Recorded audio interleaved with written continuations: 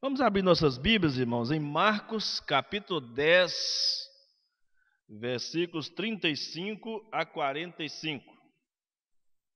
Marcos 10, versículo 35 a 45.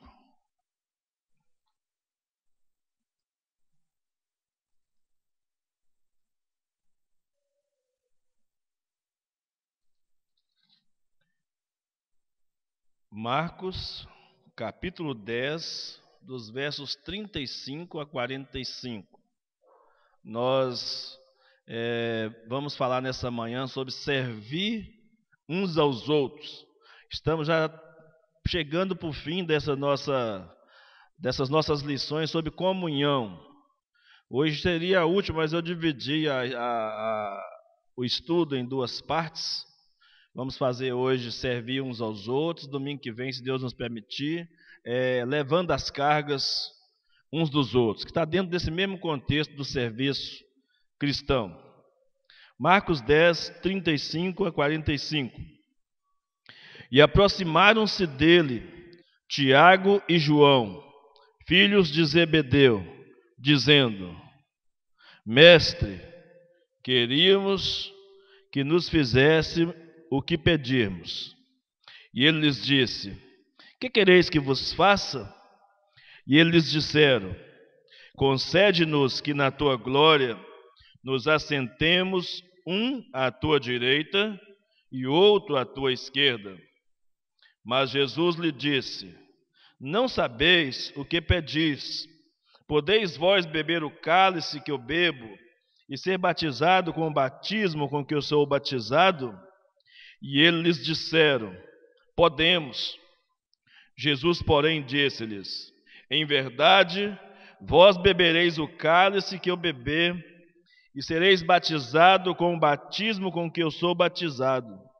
Mas o assentar-se à minha direita ou à minha esquerda não me pertence a mim concedê-lo, mas isso é para aqueles a quem está reservado. E os 10, tendo ouvido isto, começaram a indignar-se contra Tiago e João. Mas Jesus, chamando-os a si, disse-lhes: Sabeis que os que julgam ser príncipes das gentes delas se assenhoreiam, e os seus grandes usam de autoridade sobre elas. Mas entre vós não será assim. Qualquer que entre vós quiser ser grande, será vosso serviçal. E qualquer que dentre vós quiser ser o primeiro, será servo de todos.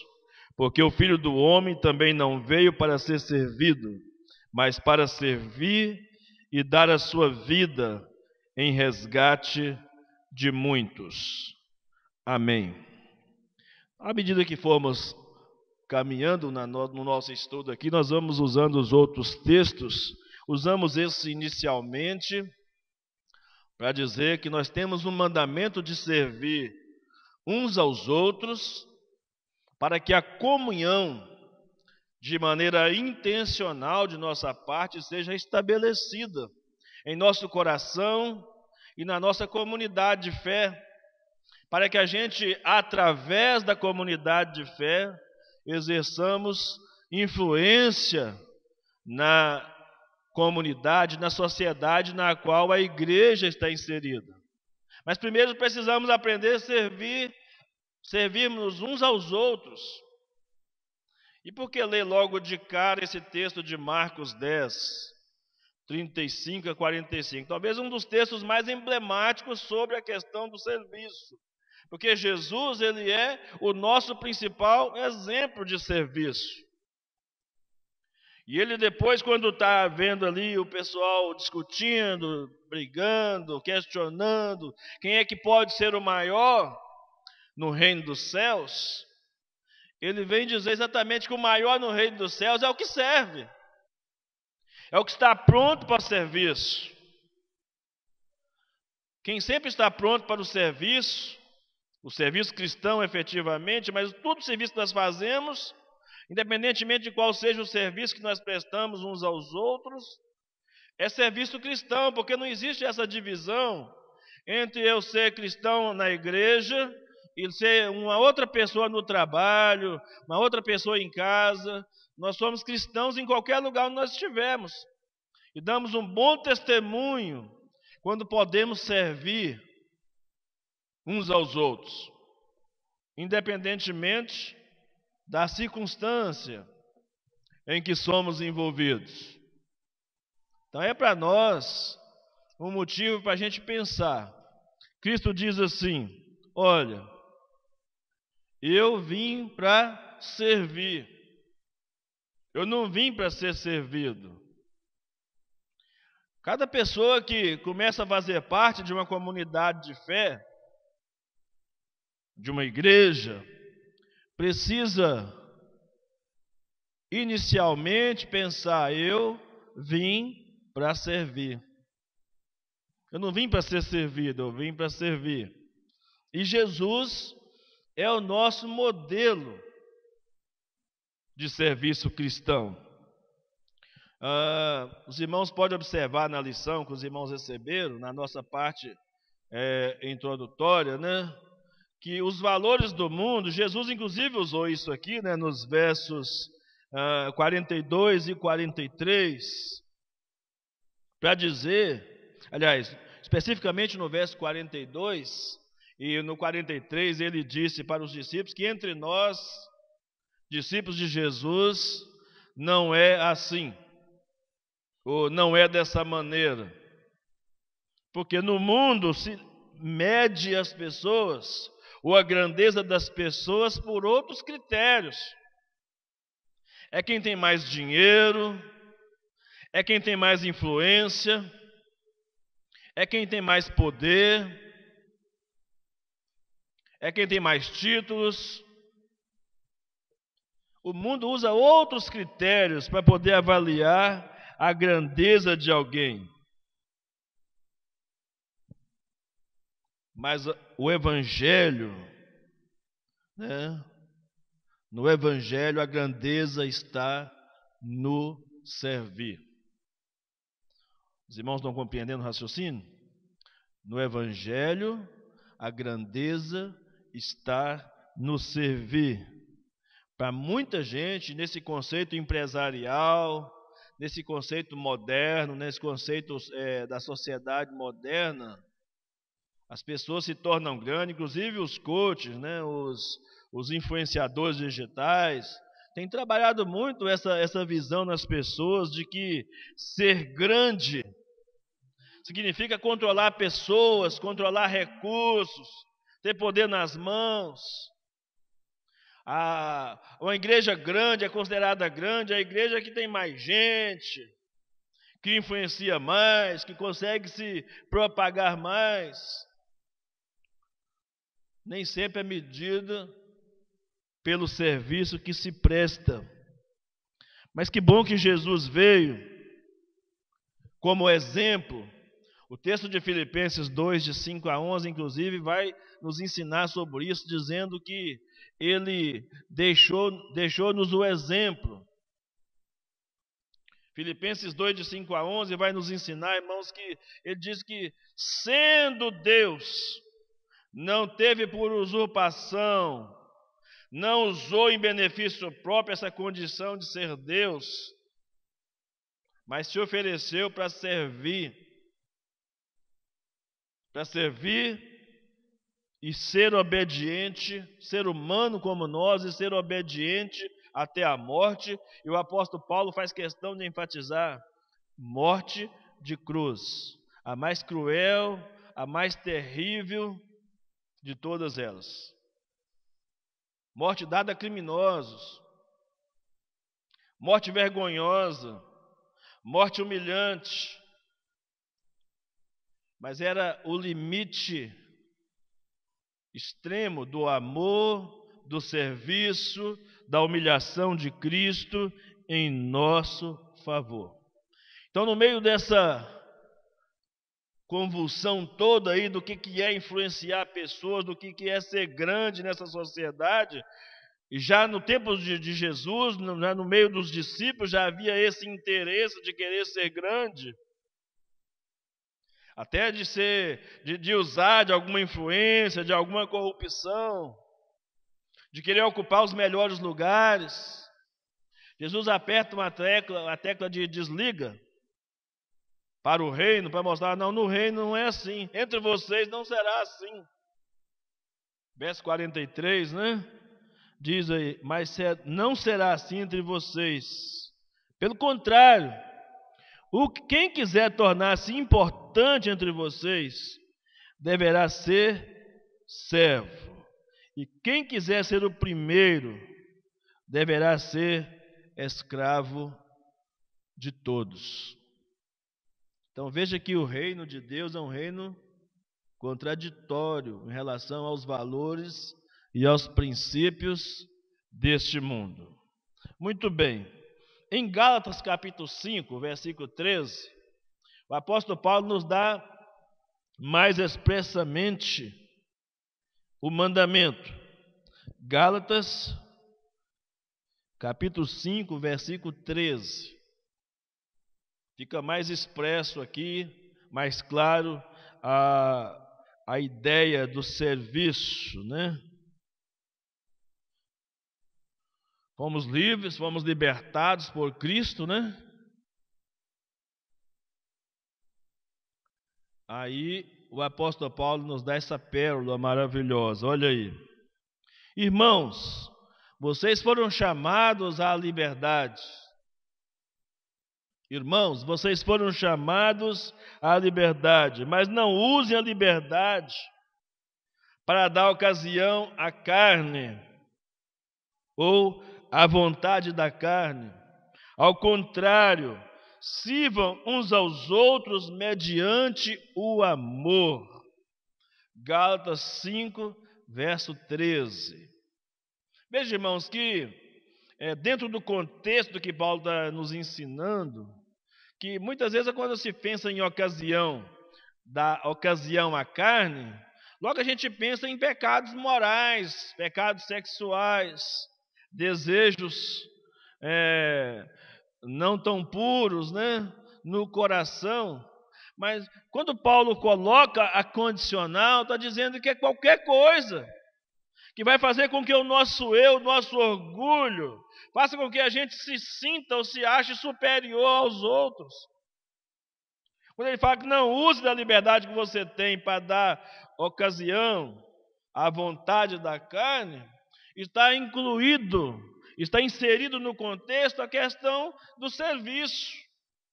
O serviço que nós prestamos uns aos outros é o meio de nós nivelarmos a comunidade, o grupo, um grupo de servidores do reino. Deve ficar claro para nós isso, como cristãos, que nós somos chamados para sermos servidores no reino. E eu e você precisamos entender, nós precisamos entender que servir não é uma opção. Servir é um mandamento. Isso é mandamento. O que nos cabe fazer? Obedecer. Exatamente. Irmãos, é no serviço que nós encontramos de forma prática, ou conseguimos aplicar, melhor dizendo, os ensinamentos e o próprio modelo de Cristo. Porque senão vamos ter só teoria sobre vida cristã, vamos ter só teoria sobre fé cristã, vamos conhecer uma porção de doutrinas bacanas, nós temos uma boa doutrina, mas e daí? Não está podendo falar e daí, né? Brincadeira, irmãos. Mas o que eu vou fazer com o ensinamento que eu recebi? O que eu vou fazer com a doutrina que eu tenho recebido? Tem sido me ensinado sobre salvação, sobre pecado, sobre santificação, sobre justificação, sobre eleição. Eu tenho aprendido sobre glorificação. Eu tenho aprendido como adorar, batismo, ceia, reino de Deus. Mas como é que põe isso na prática? É o serviço. É na maneira como nós servimos, ou a maneira como nós reagimos às coisas e às pessoas e às circunstâncias que nos cercam, que vai determinar o quanto do que eu aprendi eu estou conseguindo colocar na prática.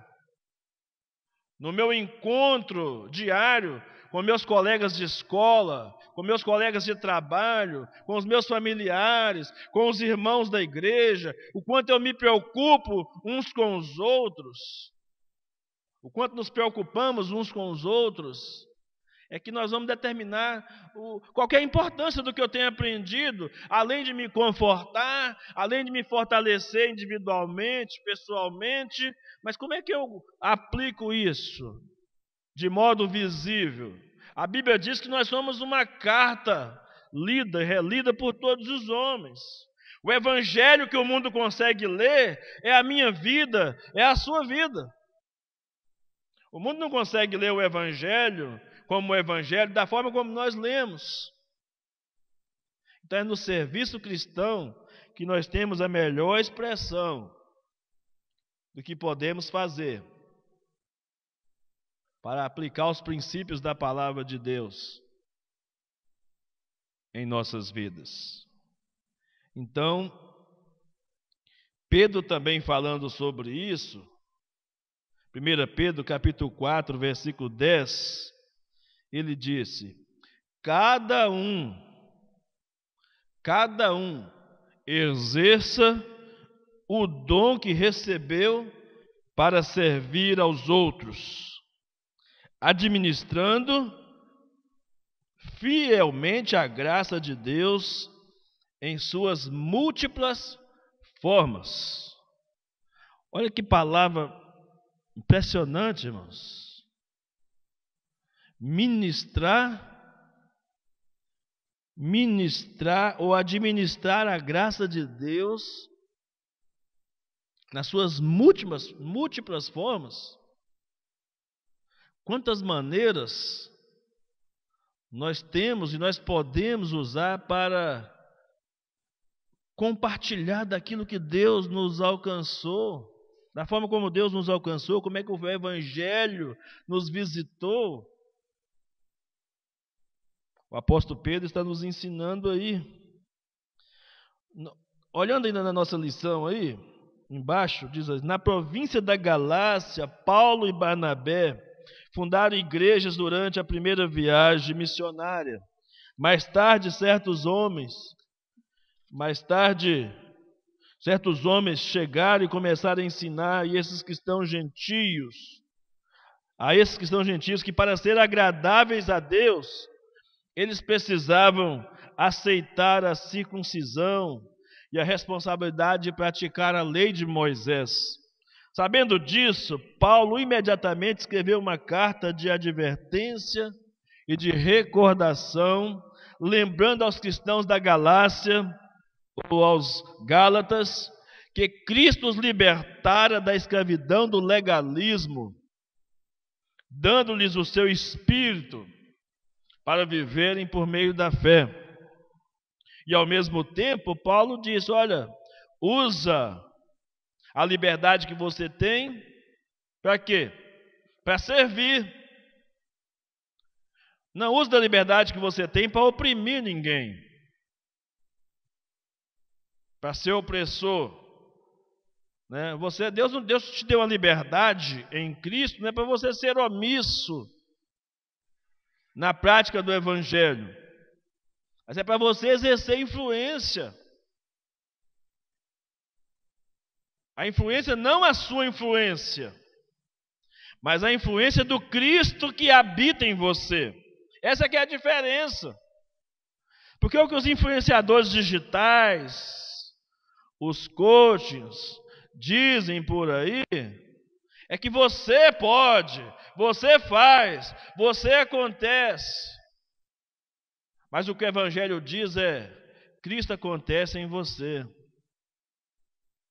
Cristo acontece em você, é Cristo em você, agindo em você.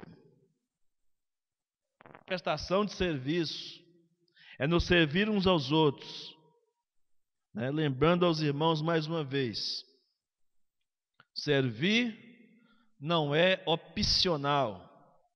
Servir não é uma opção. Servir é um mandamento.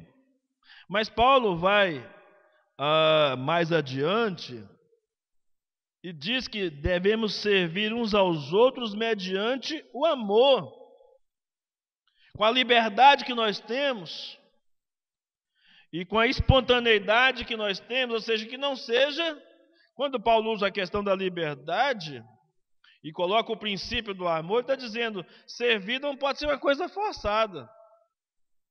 Embora seja um mandamento, eu não posso me sentir que eu estou servindo porque estou servindo obrigado.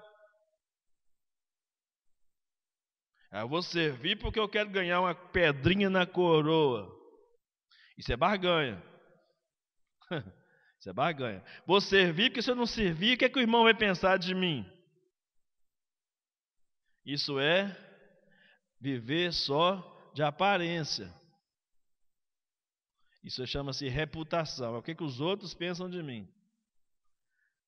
Mas o caráter é, eu vou servir porque Deus me deu um coração de servo. E Cristo é o meu principal modelo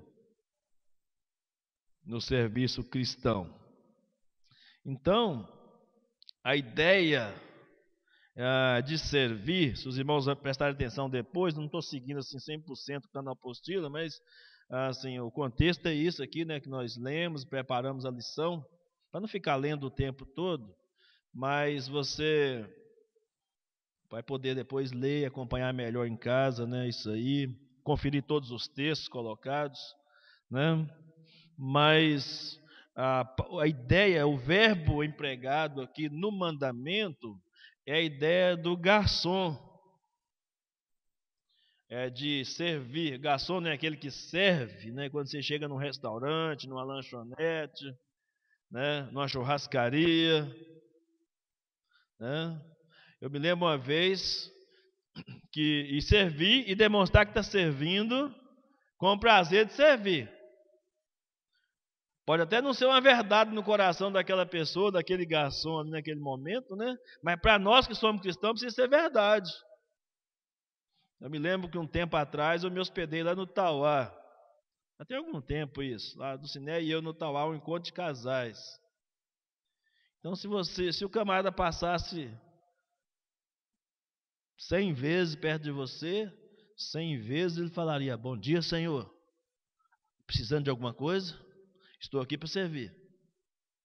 Não sei quantos aqui já foram no Tauá, ou já foram em algum clube, em algum hotel assim, que tem essa presteza do servir. Deveria ser assim na igreja também, na comunidade de fé, entre nós os irmãos, né? Com presteza, com espontaneidade. Irmão, você está trabalhando aí, você está fazendo um negócio aí, o que eu posso fazer para te ajudar? Às vezes, só da gente não atrapalhar, já está ajudando. Né? Não é verdade?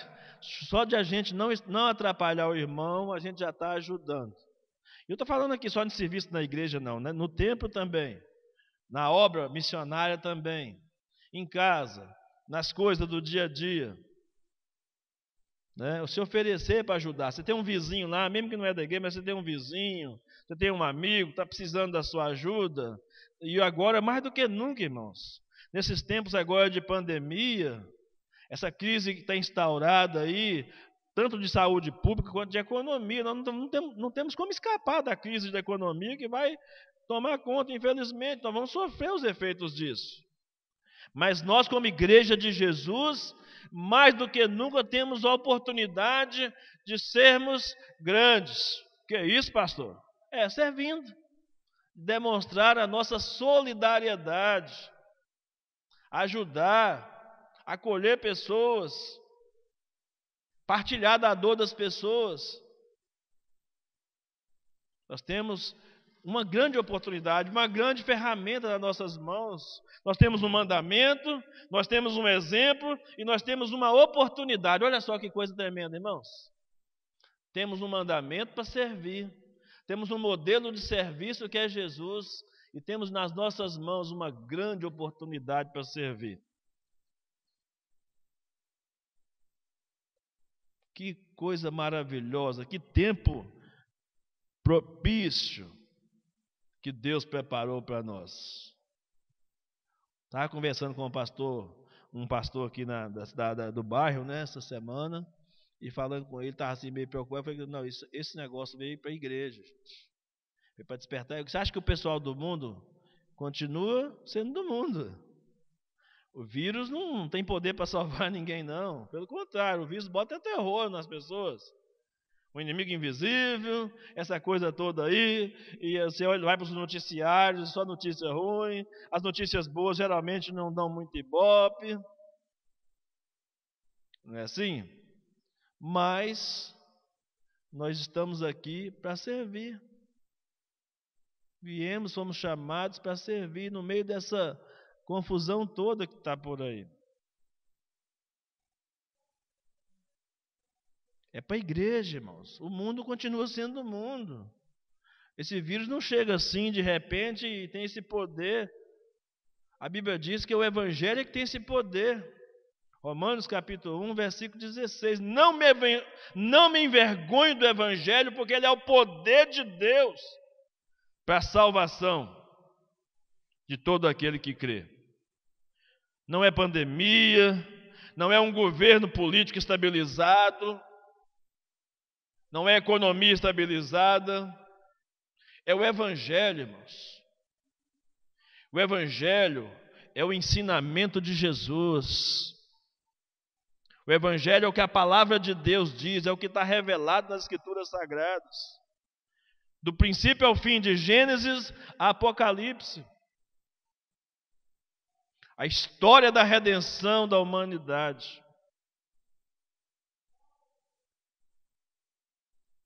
Então, é para a igreja. Ou a igreja aprende, ou vai ficar aí patinando. Estou falando igreja Batista Nova Vida. Nós estamos incluídos nesse contexto, não é claro? Estou falando igreja de um modo geral. É a igreja brasileira. Aconteceu no mundo todo, mas a igreja brasileira está sendo sacudida. Então, irmãos, fique bem atento, bem criteriosos com relação a isso, cresçam espiritualmente, busque de Deus, peça a Deus para lhe dar as oportunidades para servir, você demonstrar o seu cristianismo, o evangelho que está marcando a sua vida, transformando o seu coração.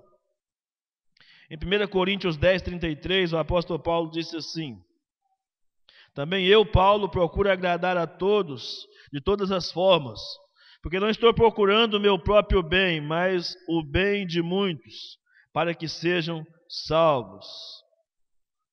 Somos ligados uns aos outros pelos elos do amor, como servos do Senhor Jesus. Agora, nós temos a exortação de servir. Eu vou mudar aqui a ordem do estudo aqui para os irmãos terem uma ideia. Nós temos a exortação de servir. Olha aí, 2.4 na sua lição. A exortação de servir. Jesus deu aos discípulos a seguinte palavra de exortação. Os irmãos lembram do contexto? O contexto é o cerimonial do lava-pés. Então ele pegou, lavou os pés dos seus discípulos. Eles nem queriam deixar Jesus lavar os pés deles, né? Especificamente Pedro. Mas Jesus falou: se eu não lavar seus pés, se eu não puder te servir, você também não pode me servir. Porque a vida de serviço cristão é uma vida e uma via de mão dupla, não é de mão única. Eu sirvo o irmão me serve também. Nós somos ensinados a servir. Jesus serviu e falou assim: vocês acharam bacana? Então faça a mesma coisa. Sirvam também. Lave os pés uns dos outros. Lave os pés das outras pessoas. E o contexto ali até entre os inimigos. Deveria se lavar os pés. Qualquer pessoa que chegava na casa de alguém tinha que ter os pés lavados. Era um simbolismo do serviço, era talvez o pior serviço que o escravo podia prestar dentro de uma casa, né, como escravo, era de lavar o pé do estrangeiro que chegava, da pessoa que chegasse em casa.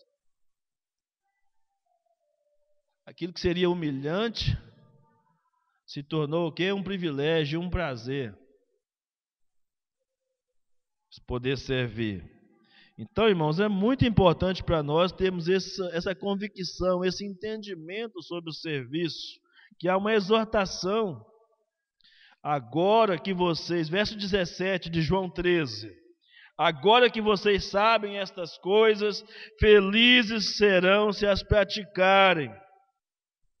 O apóstolo Tiago também exorta, em Tiago 2, 15 e 16, se um irmão ou uma irmã estiver necessitando de roupas e do alimento de cada dia, e um de vocês lhe disser, vá em paz, aqueça-se, alimente-se até satisfazer-se, sem, porém, dar-lhe nada, de que adianta isso?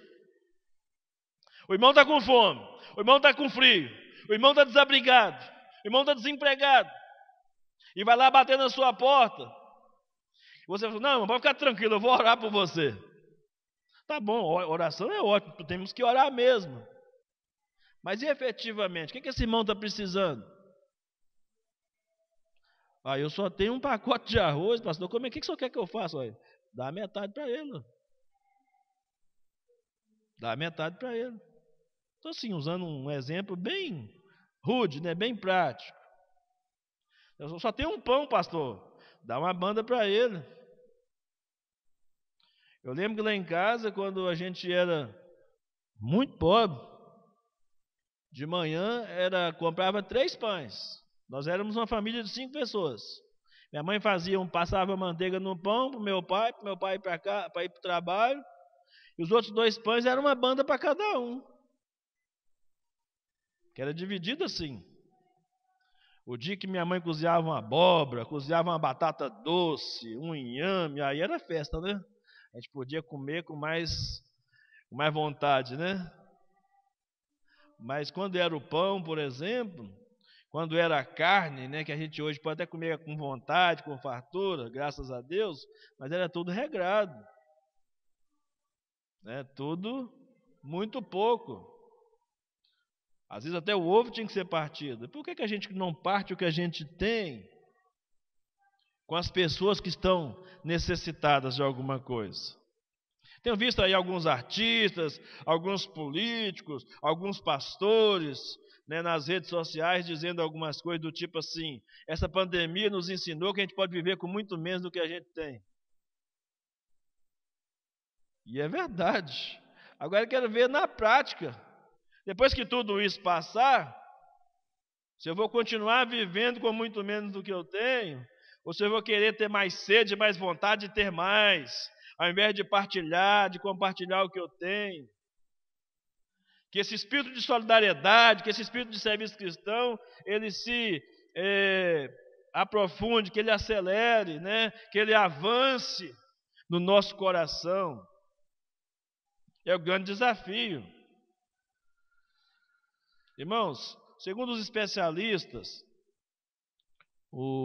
a pandemia, ou o ciclo, né, do vírus, ele acontece de 13 a 16 semanas. Ou seja, nós estamos, se for verdade isso, estamos do meio para o fim.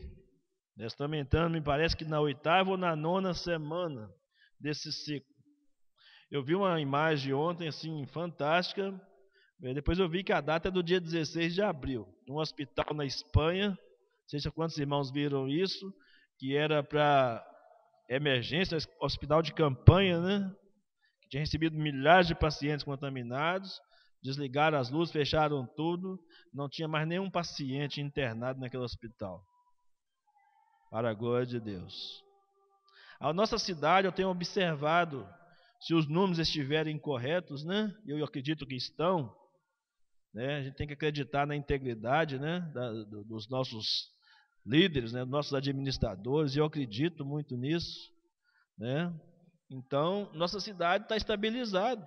Não sei se os irmãos acompanham os quadros, eu tenho acompanhado, a cidade está estabilizada, umas 4 ou 5 semanas, né? Ontem eu vi que apareceram 2 casos lá, mas, assim, estão de quarentena, estão em tratamento em casa, inclusive, não é no hospital. Então, estamos passando, vamos dizer assim, por esse vale da sombra da morte, né? Estamos do meio para o fim e Deus está cuidando de nós. E nós temos a oportunidade de servir. Lembra dessas 3 coisinhas. Se você não lembrar de mais nada hoje, né, pelo menos o que você aprendeu aqui, eu quero que você lembre pelo menos de 2 coisas importantes. Primeiro, que servir não é opção. Servir é mandamento. E segundo, que nós temos um mandamento, um exemplo que é Cristo, e temos uma grande oportunidade que é o momento. O momento nos dá uma grande oportunidade para demonstrar tudo que nós cremos, tudo que nós somos em Cristo. Uma grande oportunidade nós temos em nossas mãos para servir. Caminhando um pouco mais. A Bíblia diz, não sei se os irmãos vão se lembrar disso, nos sermões proféticos de Jesus, que lá no dia do tribunal, me fugiu agora a referência aqui, mas os irmãos vão se lembrar desse fato. Ele vai dizer, né? Eu estive nu e não me vestiste, estive fome e não me deste de comer. Aqui não está ensinando salvação pelas obras, mas está perguntando como é que eu usei a minha salvação, como é que eu usei a fé que eu recebi. Ou então se eu recebi só informações sobre a fé, mas se a fé não transformou as minhas ações, não transformou o meu eu interior e nem a minha prática cristã diária, pode ser que eu não entendi nada sobre a fé ainda, nem sobre salvação. Não é questão de ter perdido a salvação, é de não ter sido salvo, é de não ter entendido o que é ser salvo. Se eu não estou praticando, é que a grande questão, a questão doutrinária que fica pegando é se perdeu ou se não perdeu a salvação. Mas a verdade é que se eu fui salvo efetivamente ou não. Se na prática eu não estou demonstrando isso com as minhas ações. Estava preso, não me visitaste, estava doente, não me foste ver, nu, não me cobristes, com fome, não me deste de comer, com sede, não me deste de beber. O crente, nós como cristãos, não podemos ser indiferentes. Na prática é isso que Jesus está dizendo. Como cristãos, jamais podemos ser indiferentes com tudo isso que está acontecendo ao nosso redor. E, aliás, todas essas coisas já estavam acontecendo ao nosso redor, agora que a coisa ficou focada. Agora não tem jeito de a gente dizer que não está vendo, só não vê quem não quer ver. Diz que o pior cego é aquele que não quer enxergar. O pior cego é o que não quer ver o que está acontecendo ao seu redor. Então deve ficar claro para nós isso, irmãos.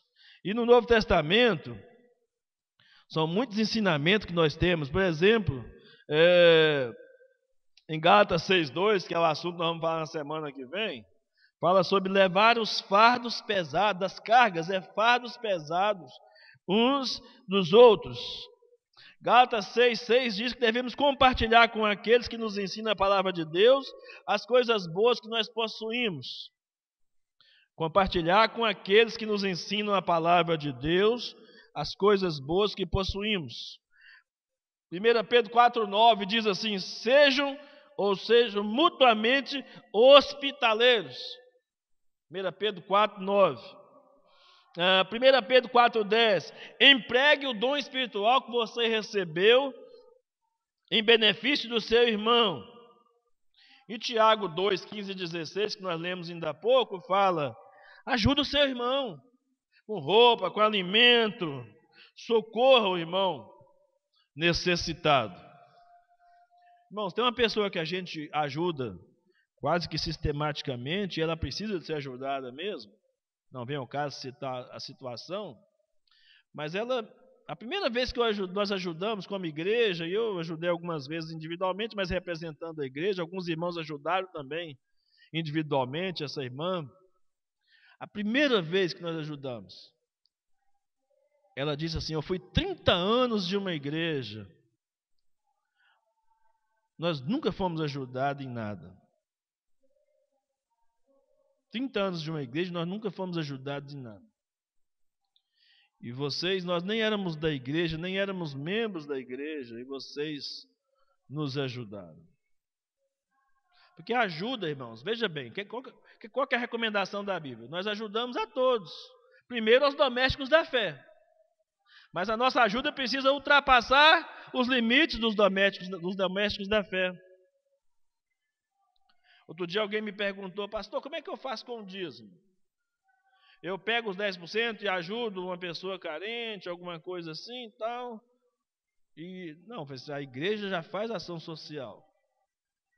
Serviço social, ação social, a igreja já faz. Então você entrega o seu dízimo na igreja, para a igreja administrar essa questão social do seu dízimo. O seu dízimo vai ter outras utilidades também na igreja.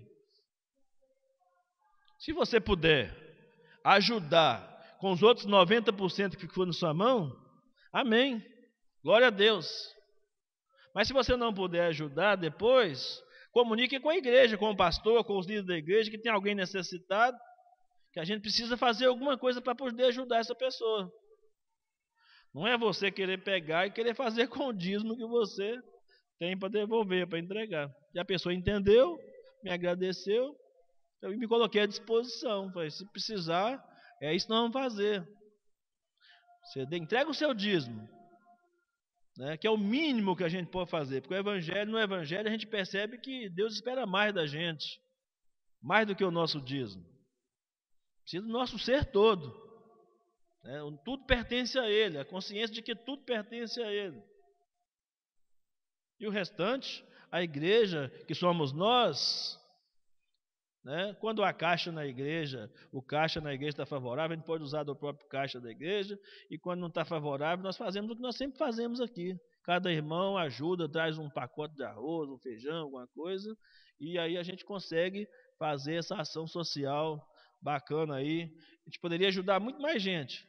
Eu me lembro aqui que na época do Natal a gente consegue levantar 5, 6, 7 cestas básicas. Por que não levantar todo mês? Por que não ajudar mais gente, não estender mais gente? Estender a mais gente a nossa ajuda, independentemente de ser da igreja ou não. E nem dar nada para ninguém para barganhar. Eu vou dar para você poder ir para a minha igreja. Nada disso. A gente não ajuda ninguém com esse propósito. O propósito tem que ser só o de ajudar mesmo, de servir. Senão a gente vai ficar o quê? Achando que a pessoa está sendo ingrata com a gente. Olha, quando você serve alguma pessoa, não tem espaço para ingratidão, não. Você fez o seu papel cristão de servir. Não fique esperando gratidão, ninguém dá tapinha nas costas, te agradecer porque você serviu, não. Não espere isso não, irmãos. No serviço não há espaço para isso. No serviço cristão não há espaço para isso, para você esperar alguém te agradecer pelo serviço que você prestou. Não espere por isso. E se vier algum tipo de gratidão, toda glória e toda honra pertence ao nome de Jesus. Por quê? O que a Bíblia diz? Quer comais, quer bebais ou façais qualquer outra coisa, fazei tudo para a glória de Deus. 1 Coríntios 10, 31. Então, se você fez, serviu, e depois você pegar a glória da gratidão para você, não funcionou, não deu certo. Em vez de Deus ser glorificado, foi você que foi glorificado. Então pense bastante nisso aí. Já falamos que Jesus é o nosso exemplo, demonstrou isso em toda a sua vida, deu um exemplo prático para os seus discípulos no cerimonial do lava-pés, deu um exemplo prático para os seus discípulos quando eles estavam discutindo sobre a questão de quem que poderia ser grande, quem poderia sentar nos lugares melhores lá no reino dos céus. E agora, para fechar a nossa palavra, como que isso se aplica a nós? Está aqui no 1.2, né? Eu acabei na hora de montar aqui, né? Inverti a numeração. Mas acho que os irmãos estão conseguindo entender o raciocínio aí. E para fechar, né, o assunto da questão do serviço, não esgotar, né, o assunto dessa lição, porque esse assunto do serviço, enquanto viver, nós vamos precisar não só falar, mas praticar. Enquanto vida tivermos, né, o serviço não acaba. Né? Deixa eu dar uma palavrinha de ânimo para vocês, viu? Uma palavrinha de estímulo. O serviço não acaba. A Bíblia diz: não é aqui o nosso descanso. É igual serviço de mulher, né? Serviço caseiro, né? Acaba não, lava um prato agora, de tarde ele está sujo de novo, tem que lavar de novo, tem que varrer hoje, amanhã tem que varrer de novo, né? Assim, serviço doméstico, né? Alguns serviços a gente faz, ele fica pronto por mais tempo. Mas mesmo esses serviços estão sujeitos a serem refeitos. Aqui na igreja, por exemplo, quantos serviços nós já fizemos depois? Quando eu vim para cá, a igreja tinha umas colunas redondonas, bonitonas aqui assim, né? E tal. Tinha umas portas de vidro ali assim. Tinha muita coisa, já modificamos muita. Aqui tinha dois pavimentos, aqui o púlpito, né? Essa área aqui, essa plataforma aqui era baixinha com 2 pavimentos, 2 etapas. Não sei se os irmãos se lembram disso, lembra? Tinha um carpete azul aqui e tal. Então muitas coisas vão mudando. Mas o serviço continua. O serviço continua. E a Bíblia diz: não é aqui o nosso descanso. Não é aqui o nosso descanso. Você pode até descansar de algumas coisas, você pode. Você pode até administrar o seu tempo para trabalhar menos. Você pode. Está na sua mão o poder de administrar o tempo. Trabalhar menos. Nem que você tenha que trabalhar mais dias, mas trabalhe menos. Canse menos. Não há descanso. Há serviço. Tanto no reino de Deus, como serviço no dia a dia. A não ser que você diz: eu aposentei, vou cruzar os braços, ficar lá, e você vai morrer sentado lá, sem fazer nada. Morrendo amigo. Estava vendo um comentarista falando, um médico, né, falando que mesmo quem foi contaminado com Covid-19 não poderia ficar deitado.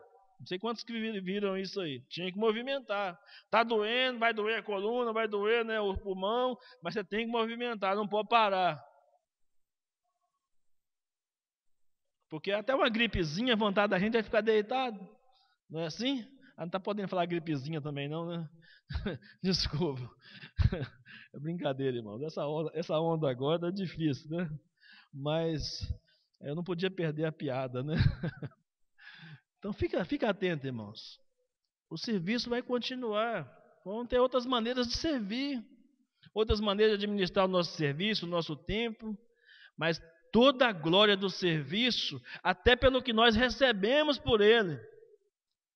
Até pelo serviço que nós recebemos por ele, toda a glória do serviço tem que ser dada a Deus. E aquele serviço que você não recebeu monetariamente, em dinheiro, você já recebeu em graça de Deus sobre a sua vida. O que Paulo diz? Usa a liberdade. Para quê? Para servir. Você foi livre, Deus te libertou. Agora sirva em amor uns aos outros. Gálatas 5:13. Tá certo? Então, como é que eu posso aplicar isso? Primeiro, tornar-me servo em relação aos irmãos.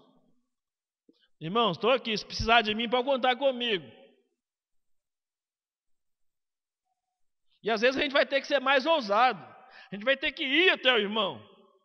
Só falar que você está lá e está à disposição não resolve, porque às vezes o irmão não vai pedir ajuda para você. Aí você tem que ir lá e efetivamente ajudar. Tem coisa que a gente não consegue fazer. Tem coisa que a gente pensa em fazer e não faz. Não sei se já aconteceu com vocês, mas já aconteceu comigo muitas vezes. E é uma bênção quando a gente consegue pensar e colocar em prática. Mas comigo já aconteceu muitas vezes. Eu penso em visitar um irmão, penso no irmão, oro pelo irmão e tal, vou visitar o irmão. E acaba a gente envolvendo com outras coisas e ele não vai visitar o irmão. Você sabe que o irmão está trabalhando em algum lugar, fazendo algum tipo de serviço, você pensa, eu estou pensando em ajudar o irmão, e você acaba não colocando em prática a ajuda que você tem que dar ao irmão. Então tem coisas que a gente precisa fazer na hora que foi colocado no coração o desejo e o propósito de ajudar. E às vezes a gente não ajuda, não faz. E o mandamento é para que nós façamos. O mandamento é recíproco. Esse mandamento deve ser aplicado de maneira recíproca. O que quer dizer isso? É o que eu falei agora há pouco. Não tem diferença entre líder e liderado. Todos somos servos. Há pessoas com chamados especiais, mas todos somos servos. Servimos uns aos outros. No amor e em amor. Nós não podemos ter líder mais, até usamos uma expressão aqui, líderes diotrefoides, que é da espécime de diótrefes, que só quer ser servido. No mundo que nós vivemos e no evangelho que aprendemos, não compete a nós, irmãos, esse tipo de liderança. A liderança que de fato, a liderança se manifesta quando nós somos uma liderança serva, quando estamos prontos para servir. Nós não somos chefe, não ficamos só mandando, nós temos que fazer junto, caminhar junto, ser exemplo, servir uns aos outros, de acordo com a situação específica. Para servir não precisa ter um programa de serviço, ministério de serviço, não precisa ter, pode até ter, mas para servir não tem essa obrigatoriedade. Eu simplesmente me apresento para servir. Está precisando de alguma coisa na igreja aí, pastor, no templo? Algum irmão, você sabe de algum irmão que está precisando da minha ajuda aí? Eu simplesmente me apresento para servir. É assim que funciona no reino de Deus, né? Você não pode esquecer que para você se tornar servo, você precisa se envolver com a pessoa. Se você não tiver nenhum envolvimento com a pessoa, como é que você vai poder servir essa pessoa? É por isso que muita gente não serve, porque servir implica envolvimento. Servir implica envolvimento. Não tem como você separar uma coisa da outra. Quando você serve, você envolve com a pessoa. Mesmo quando você está recebendo por isso. Porque coisa terrível é quando alguém está trabalhando e falando mal do trabalho, do patrão e etc. Eu fico meio indignado com isso. Porque você está tendo a oportunidade de envolver com a pessoa, com a vida da pessoa, ou com os negócios da pessoa, com o negócio da empresa, com os negócios da igreja, com os negócios da família. Oportunidade. E tornar-se servo entre os irmãos vai fazer de você uma pessoa abnegada, né? Ou seja, sacrificial. Você vai ter que sacrificar alguma coisa realmente. Quando a gente está pronto para servir, a gente sempre sacrifica alguma coisa. Sacrifica uma coisa da gente pessoal, sacrifica às vezes até uma questão familiar, uma prioridade da gente. A gente sacrifica para poder servir ao outro. Para servir ao outro. Eu quero terminar esse estudo, irmãos, dizendo que este mandamento é um mandamento de grande importância para a igreja, tornando-nos servos uns dos outros. Vamos demonstrar isso na prática, diante do mundo e diante dos irmãos, que nós amamos a Deus e que nós amamos uns aos outros. Isso vai ser uma coisa visível, palpável, e não uma coisa abstrata, só uma teoria, só um conceito. Vai ter que ser vivenciado na prática. E é quando servirmos assim, é que o corpo vai crescer, vai progredir para a glória de Deus. Amém?